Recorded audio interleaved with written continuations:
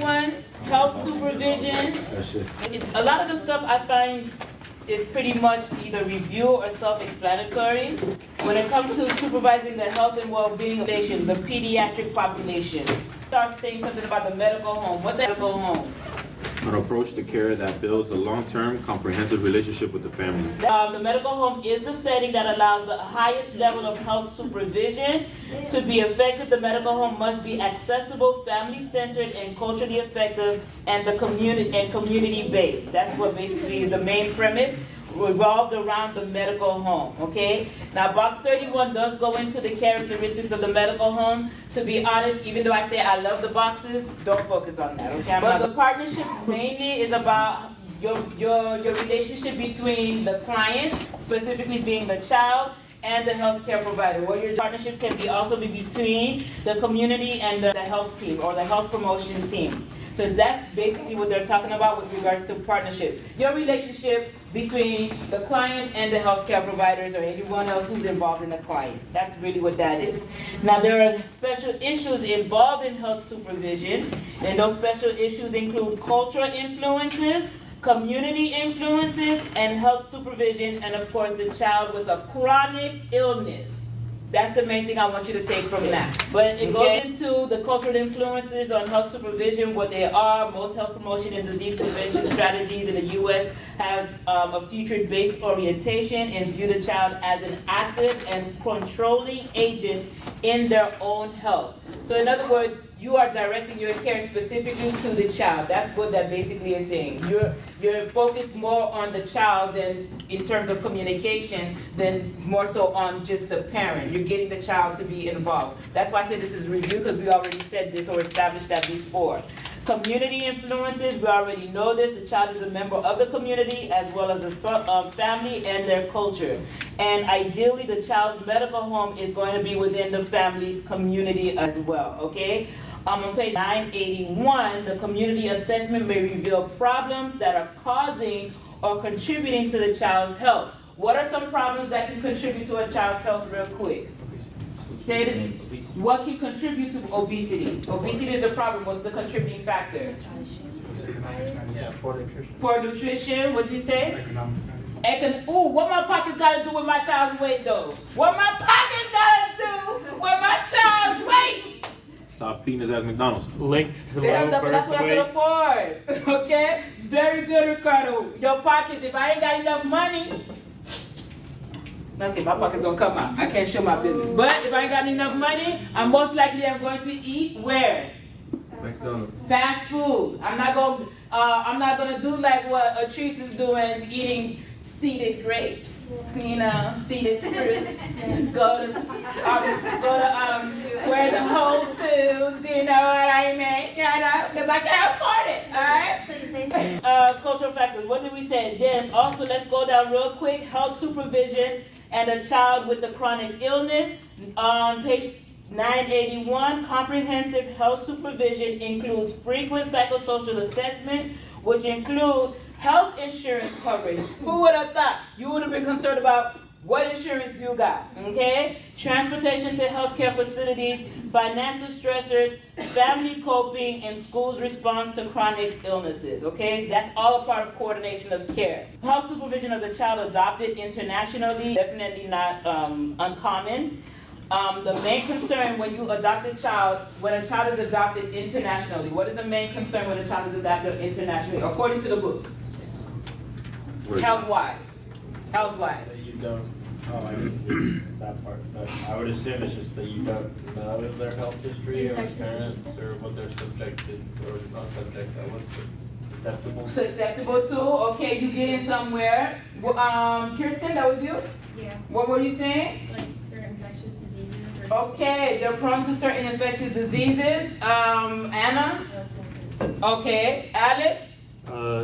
Further testing based on diseases common in their country of origin, in case they came. That's the thing. Further testing based, say it one more time. A complete blood cell count and oh wait, what am I reading? How you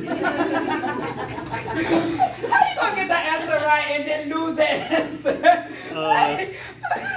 Basically, you gotta know where their country of origin is. So at whether school for you those was things. write the sentence before, okay, where you was reading, okay? Ah, yes. So based on where the country is coming, the child is coming from, you're going to be concerned with the primary health issues that is an issue in that from that country. Okay? The child, I should say, is coming from country X, and country X is predominantly known for having hepatitis endemic. Okay, then you know that child should be screened for hepatitis. Proper screening is important not only to the child's health, but also to the family adopting that child. Because components of health supervision, real quick, each health supervision visit will include, on page 982, a history and physical assessment, developmental surveillance or screening, sensory screening, appropriate at-risk screening, immunizations, health promotion. Immunizations is a big thing again. I can't stress that enough. You're going to do developmental surveillance on page 982.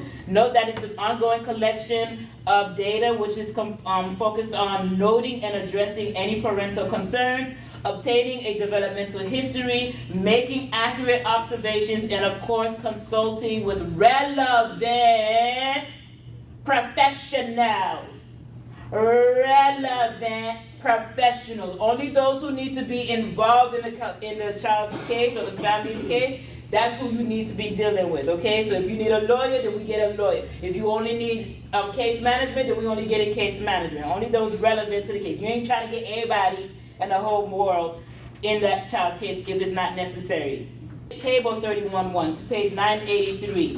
That part right here. So developmental screening tools used in primary care. It depends on the age. Birth, you know, I like how you put 66 months. Like, damn. How old is 66 months? I don't know. 7 years. 6, 7. Yeah. Take the 2, carry the 1, divide the 3, add 5. Okay, yeah, and we get a number. 5.5. Okay, look at y'all. Y'all should see the 5 2. Okay. So, birth to 5.5 or 66 months, the screening tool will be survey of well-being of the young child, and they tell you what that is. Simple questions to screen for emotional, developmental milestones, etc. So you need to know what a 4-year-old should be able to do, etc. in terms of milestones. And then also in addition to the survey of well-being, you're going to do the ages and stages questionnaire, okay? They gave an edition, 3rd edition. I'm not concerned about an edition, really, to be honest, but it is something that you need to be familiar with. Ages and stages questionnaire, where you assess communication, the gross and fine motor skills, personal, which is including social and problem-solving skills, okay? And then they give the nursing implications. So make sure you pay attention to that table in 31.1. All right. Going back up a little bit, factors that place an infant or toddler at risk for developing developmental problems are birth weight less than 1.5 kilograms. We already established that. Gestational age less than 33 weeks. Hypotonia, hypertonia, alcohol or drug use during pregnancy, congenital malformation, HIV infection, a lead level above 5. That one, you gotta know this, for sure, for sure, for sure. And in parents with less than high school education, a single parent, and of course, siblings with developmental problems is another risk factor. All right? Now, with regards to injury and prevention and disease prevention, okay, we do different screening tests, like we mentioned some already, which includes labs and are used to identify children with certain conditions. You do a risk assessment, and you're also going to do a universal screening, all of those listed on page 984. Under the take note, we got 984, to increase cooperation from children during screening, set up a reward system, easy to do rewards, stamping the back of the child's hand with a smiley face, making an eye cover by placing 2 stickers, etc. Make sure you pay attention to that, take note. Now, the newborn screening. Look at the disorders that you're going to be looking at and assessing for. Amino acid metabolism disorders, okay? These are newborns who cannot process amino acids, such as PKU or phenylketonuria. Maple syrup urine disease. Who would have thought? What is that? It's when the urine smells like maple syrup. How you know? Oh. How you know? What is maple syrup urine disease? What is that? Look it up real quick. What the heck is maple syrup? And look up in the reputable reference people, resource people, not Google. What is that? Real quick. And while y'all look that up, homocystinuria, all of those, okay? You're also going to be screening for disorders like organic metabolism disorders, fatty acid, oxidation, hemoglobin pathologies, hemoglobinopathies. With a newborn, they have problems with their red blood cells, all right? Like sickle cell anemia. That's another common one. That you have to know that one. Did we find out the maple syrup yet? What is it, Cassie? Cleveland Clinic said they can't break down 3 specific amino acids found in protein-containing foods. So the amino acids build up, become toxic, and cause severe health problems. Without medical management, it can lead to a wide range of intellectual and physical disabilities, and it can be That's maple syrup urine disease? yeah, it can be fatal without. So they just can't break it down, in other words, they can't break down the maple syrup, and then as a result they get what? Huh? As a result, say it again?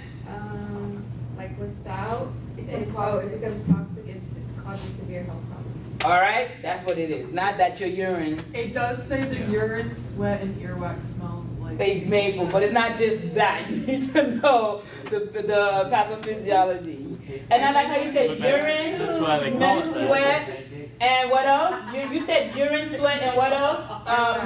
And what? Earwax. And earwax. Who's tasting somebody's earwax? Dre would. I think she said smell, not taste. Oh, yeah. Oh, good, Iranian thank- good, people good. are at risk according to Lippincott. Who? Iranian people are at risk. I didn't know that. Iranians. Look at that. I wonder why. Note that the endocrine disorders and such as I can't pronounce that, biotinidase deficiency.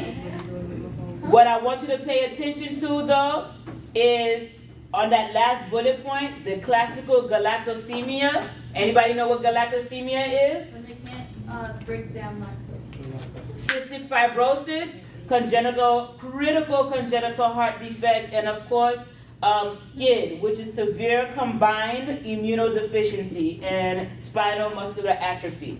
And of course, they say hearing loss. What So page are you on? 985 Thanks. on the bullets. The last The bullet. last bullet especially. Oh. The different hearing screening methods are listed on page 31-2. They are used according to their age group. Okay, so kind of pay attention to this, the different hearing screening groups, tests, but you gotta definitely know for sure on the continuation on page 986 is that whisper test. Look at first semester coming right back at y'all.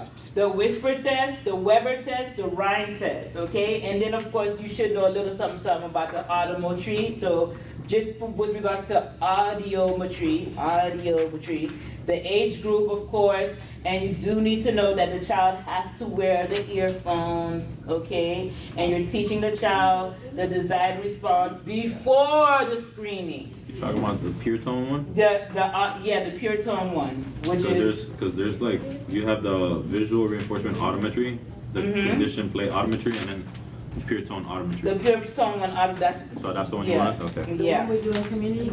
Huh? You do that in community? Yeah. Oh, is it? Yeah, look at y'all. And I saw y'all highlighted on Facebook. Okay. Of course, now, you do need to know about the risk factors for hearing impairment.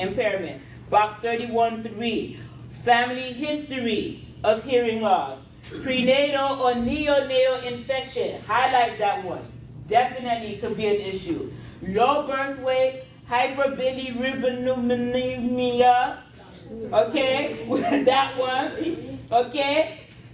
Highlight the other one. This other one. Ototoxic medications. Don't play with me. Okay?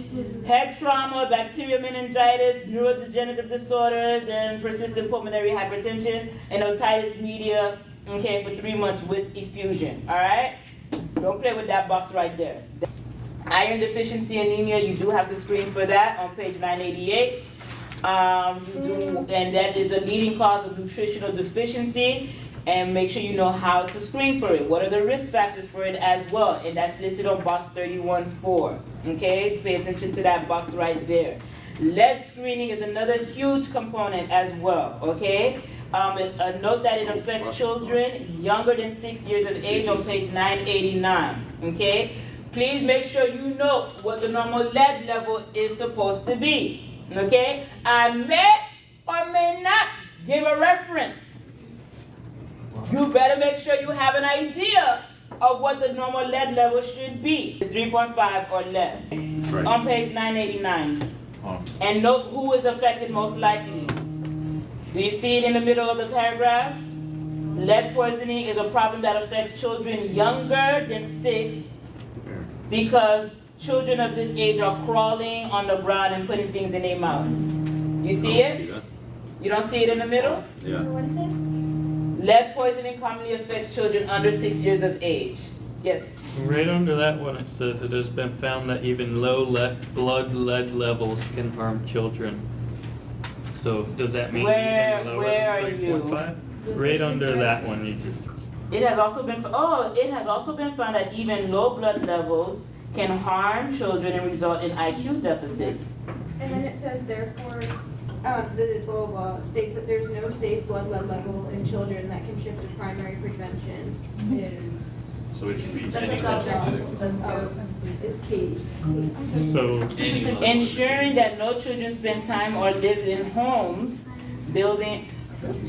You are right. So the level is actually lower than 3.5. It's really any level. 3.5. And there's no level according to this book. All right, it's cool. We're gonna find out. I'm gonna look it up. But for test purposes, lower than 3.5. Vaccine. Listen, hey, don't play with me on the vaccines. On page 993, is that the vaccine? They give some of these nice little vaccines. Oh my God. 993? Jesus Christ. And I know. Oh, I know, D-Tab and all that stuff. I have a little table of mnemonics with Dr. Bid and all that, those mnemonics for the different vaccines. And as soon as I find it in my driver, I'm gonna post it for you guys, because I know this one looks a little you're gonna have to make complex. a song because this is a lot. I know. I'm gonna give you the one for the ones that you need to focus on, okay? I have to look for it in my drive.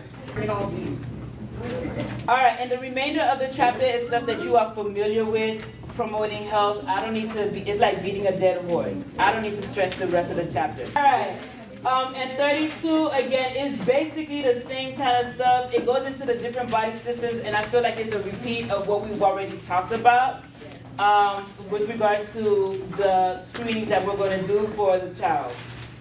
We already did that, health assessment of the children. We've already talked about them, that's why I feel like it's just a little bit of review, okay? You already know how to approach a child, you already know how to deal with toddlers, you know, vital signs.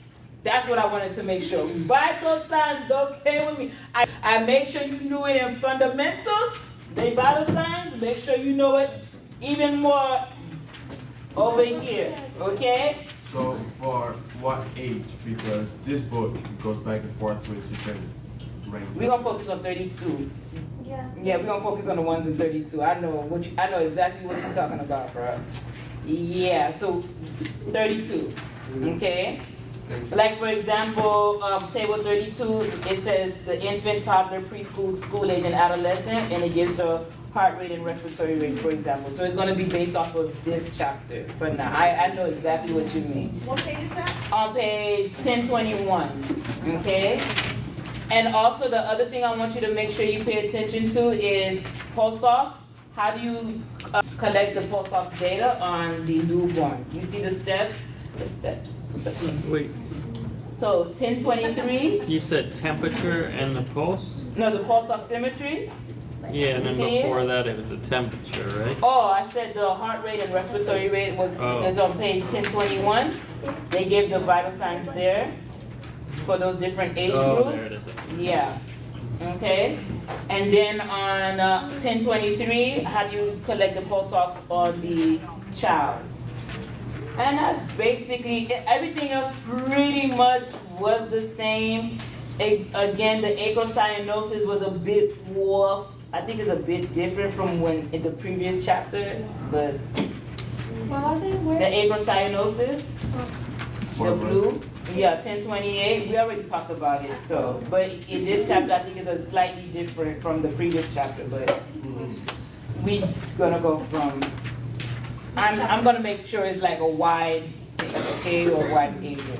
And that's it, we survived all 4 chapters.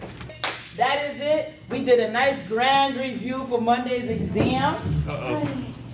Before I forget, the Tanner stages. Make sure you review the Tanner stages for both genders. And it's on page 1038, 1041, and 1043. Bye, say bye to the, bye. Yeah, but it was Cassie who won. See, she won right there. You see? Wave to the people, Cassie. All right, we're gonna close this live down.